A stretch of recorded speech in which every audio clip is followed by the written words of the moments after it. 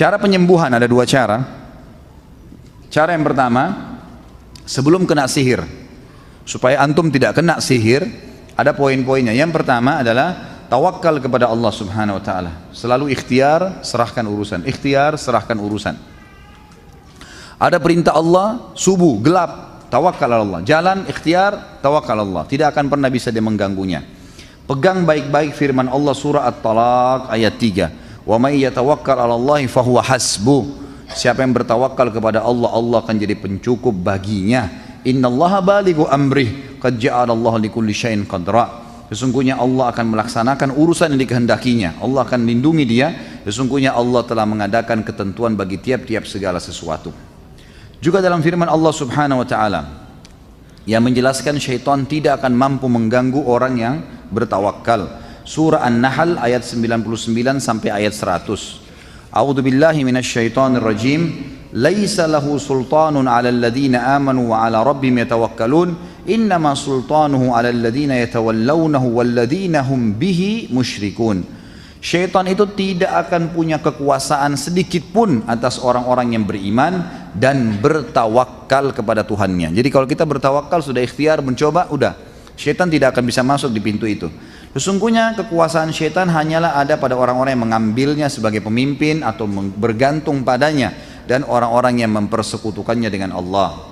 Yang kedua, selain kita bertawakal kepada Allah, memelihara sholat subuh berjamaah bersama kaum muslimin di masjid, terutama laki-laki ya.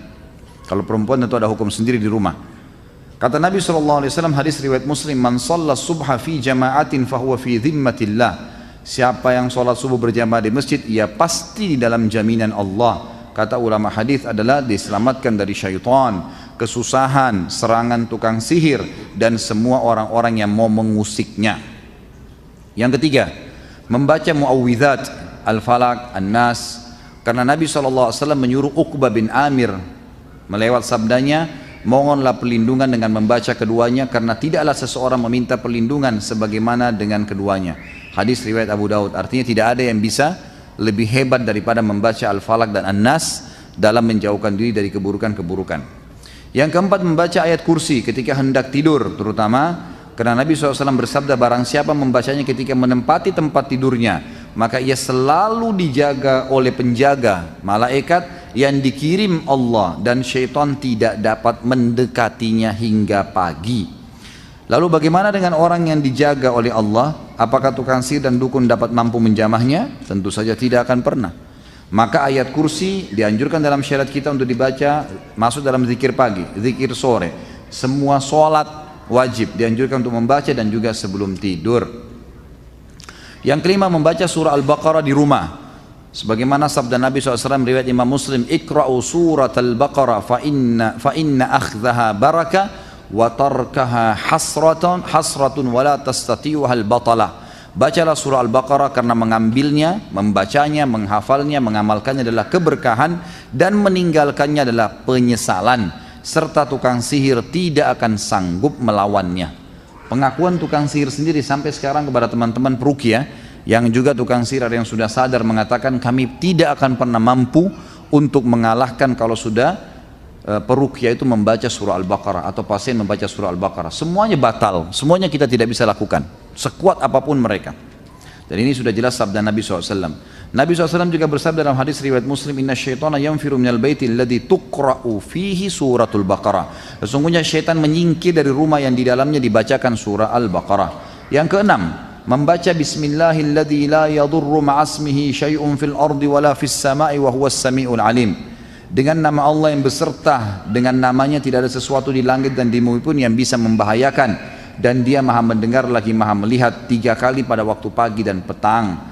Kata Nabi SAW, siapa yang membacanya dia akan terjaga. Jaga dari semua ya, termasuk syaitan, tukang sihir dan seterusnya. Yang ketujuh, membaca a'udzu bikalimatillahi tammati min syarri ma khalaq. Aku berlindung dengan kalimat-kalimat Allah yang sempurna dari keburukan apa saja yang telah diciptakannya, 3 kali pada waktu petang dan ketika singgah di persinggahan manapun. Nabi SAW bersabda, man nazala manzilan thumma qal a'udzu bikalimatillahi tammati min syarri ma khalaq la yadurruhu syai'un hatta yartahila min manzilihi dzalik. Barang siapa yang singgah di satu tempat kemudian mengucapkan aku berlindung dengan kalimat-kalimat Allah yang sempurna dari keburukan apa saja yang telah diciptakannya, maka tidak ada sesuatu yang membahayakannya hingga ia pergi dari tempat persinggahan itu. Termasuk dalam kategori sesuatu, kata beliau, adalah jin, syaitan, tukang sihir dan selainnya.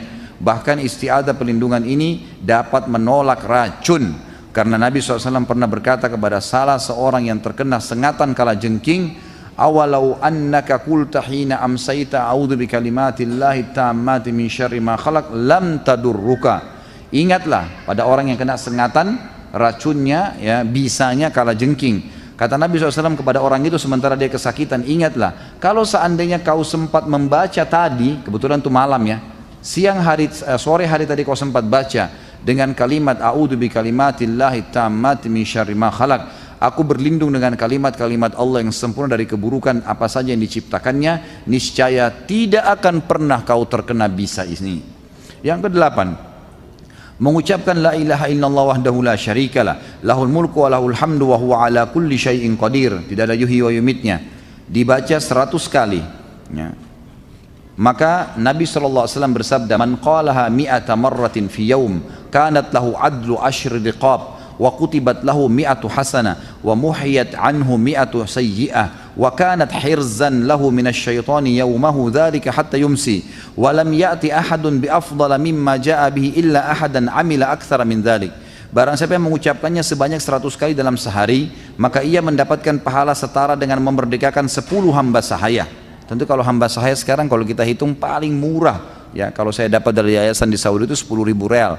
Berarti kalau 10 itu sama dengan 100.000 real, sama dengan dia bersedekah dengan 300 juta.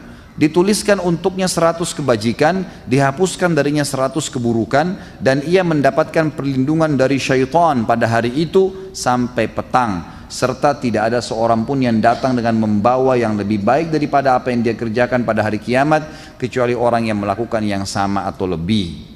Jadi di sini dibaca 100 kali pagi dan 100 pagi sore. Jadi ini dibaca 100 kali, masuk zikir pagi sore. Yang kesembilan, pada saat mau masuk WC, a'azzakumullah, semoga Allah muliakan anda semua, dia membaca a'udzu billahi minal khubuthi wal khaba'is wal rijsa wal najs. Riwayat lain mengatakan a'udzu billahi minal khabuthi wal khaba'isi wal rijzi wal najsi. Aku berlindung kepada Allah dari setan laki-laki dan setan perempuan, kotoran dan juga najis. Riwayat Hakim dalam kitab Mustadrak, dan riwayat lain mengatakan aku menjauhkan diri dari semua keburukan ya, baik itu keburukan yang kelihatan atau tidak, dan seluruh najis.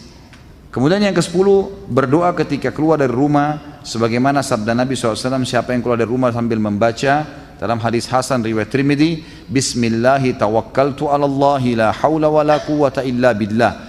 Aku dengan menyebut nama Allah aku bertawakal kepada Allah dan tidak ada kekuatan dan daya kecuali milik Allah. Maka setiap syaitan yang datang melihatnya berkata kepada teman-temannya, orang ini tidak bisa kita ganggu karena dia telah dicukupi dan dipelihara oleh Allah. Yang ke-11, sarapan dengan 7 butir kurma ajwah, terutama dari Madinah. Dan kalau tidak ada maka boleh memakan kurma apa saja, sebagaimana ditambahkan atau dijelaskan oleh Syekh bin Baz rahimahullah. Sebagaimana sabda Nabi SAW dalam hadis Bukhari, man tasabbaha sab'a thamaratin min ajwatil Madinah lam yadurrahu sihrun wala sam. Barang siapa yang makan 7 butir kurma ajwah Madinah, maka sihir dan racun tidak akan membahayakannya. Ini tentu tambahan saja, para ulama mengatakan kalau di negara yang tidak ada maka dia boleh memakan kurma apa saja, tapi kalau dia diberikan rezeki dan kemudahan maka sebaiknya dia memakan kurma ajwa dari Madinah. Jadi anda boleh titip dari teman-teman yang haji atau umrah, atau memang beli di sini juga sudah ada yang menjualnya tentunya. Kemudian ini kalau belum kena ya, kalau anda sudah kena sihir maka caranya adalah Syekh bin Baz rahimahullah menyebutkan bahwa penyembuhan sihir yang paling bermanfaat ialah mengetahui tempat sihir yang ditanam di tanah, di bukit atau selainnya.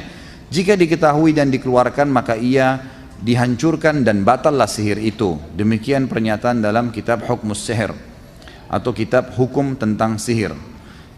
Dan ini bisa diketahui dari syaitan-syaitan ada di badan orang tersebut. Dengan cara diruqyah maka secara otomatis dia akan menyampaikan di mana buhulnya. Yang kedua, jika tempat sihir tidak diketahui maka penyembuhan yang paling berhasil, paling tajam, ya paling paten dan paling cepat ialah doa. Diriwayatkan secara sahih dari Ummul Mukminin Aisyah radhiyallahu anha, ia mengatakan tentang disihirnya Nabi SAW. Terbayangkan oleh Nabi bahwasanya beliau melakukan sesuatu padahal beliau tidak melakukannya. Hingga pada suatu hari atau suatu malam Rasulullah SAW berdoa kepada Allah, kemudian berdoa sampai akhirnya Allah menunjukkan penyihir dan buhulnya. Karena itu orang yang sakit hendaklah senantiasa berdoa, bersungguh-sungguh berdoa dan komitmen dengan adab-adab doa, yaitu berwudu, menghadap kiblat dan mencari waktu-waktu terkabulkan doa seperti sepertiga malam yang terakhir.